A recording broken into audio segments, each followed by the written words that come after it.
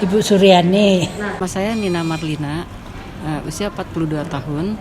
Gejala yang dirasakan awal terkena COVID-19.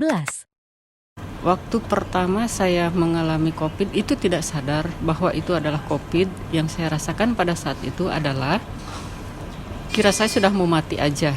Karena pada hari itu yang pertama kali diserang itu adalah sesak, demam,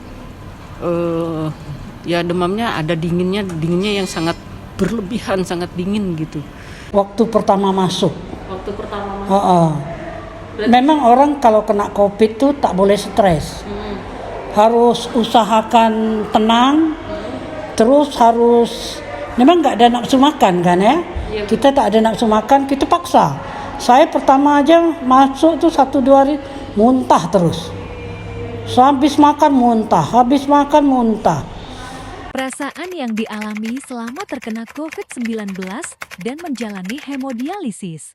Itu merasakan yang sangat amat parah bagi saya pada saat itu, karena yang menyerang paling utama itu betul-betul mengancam nyawa saya dan tulang yang diserang gitu, sehingga saya tidak bisa bangun, tidak bisa berdiri, tidak bisa ngapa-ngapain, seolah-olah lumpuh. Saya jumpa dengan dokter HD, langsung saya menjatuhkan diri di situ karena memang bukan rekayasa, memang asli pada saat itu saya lumpuh, minta pertolongan sudah tidak kuat lagi ya.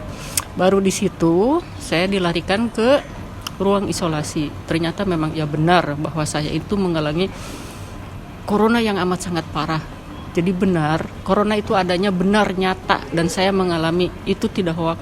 Bagaimana pelayanan yang diberikan oleh tenaga medis unit hemodialisis Nyonya R.A. Habibie Rumah Sakit Budi Kemuliaan Batam? Untuk di HD COVID ini sangat baik, sangat peka, sangat intensif merawat saya. Tidak dibedakan mana pasien yang terpapar, mana pasien tidak, tetap dilakukan secara baik. Apalagi saya pribadi yang mengalami itu betul-betul dengan seksama beliau antusias merawat saya sampai bisa pulih kembali berkat beliau lah. Pesan buat pasien hemodialisis yang lain dalam menghadapi masa pandemi dan yang positif COVID-19 saat ini. Makanya orang kena COVID tidak usah loyo, kuat. Tidak usah banyak pikir. Yang jelek-jelek itu dipinggirkan. Mana bisa Bu katanya. Bisa. Yang penting kita selalu ikhlas.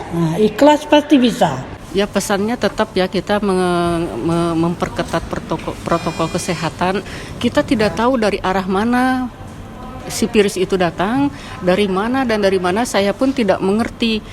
Saya juga termasuk tergolong, ya namanya saya udah warawiri ke rumah sakit, tentu perlengkapan rumah sakit itu sudah saya prepare gitu. Tapi ya itulah virus, hebatnya virus ini tidak bisa menduga dari mana arahnya kita bisa kena. Saya tidak bisa menyalahkan siapa, tetap kita lah. Ayo kita sama-sama saling peduli sama kesehatannya, sama kebersihannya, sama yang lain. Apabila sudah merasa badan ini aneh daripada biasanya, berarti memang virus itu sudah ada. Cepatlah melapor, seperti saya melapor ke dokternya, saya kenapa ini gitu kan.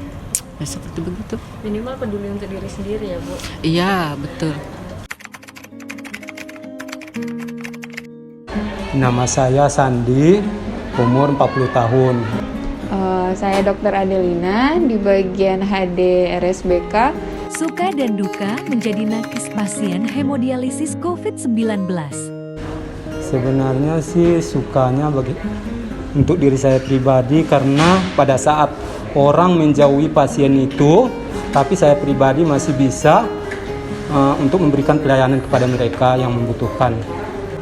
Itu sebenarnya bagi saya suatu tantangan yang nggak semua orang bisa melakukan hal itu. Dukanya juga banyak. Gimana? Coba kita bayangkan sendiri ya, kita dibungkus dengan beberapa lapis baju, masker berapa lapis, jadi otomatis pernapasan kita kan sesak, terus panas. Tantangan yang dihadapi nakes hemodialisis pasien COVID-19. Sekarang sedang berada di ruangan COVID. Jadi kami selama di sini menangani pasien HD COVID juga. Beberapa tantangan yang selama ini kami hadapi, seperti pasien itu awalnya nggak menerima kalau seandainya mereka terkonfirmasi dengan COVID. Jadi kami sering terkendala gitu dengan pemindahan pasien dari HD reguler ke HD COVID. Perbedaan penanganan pasien hemodialisis reguler dan pasien COVID-19.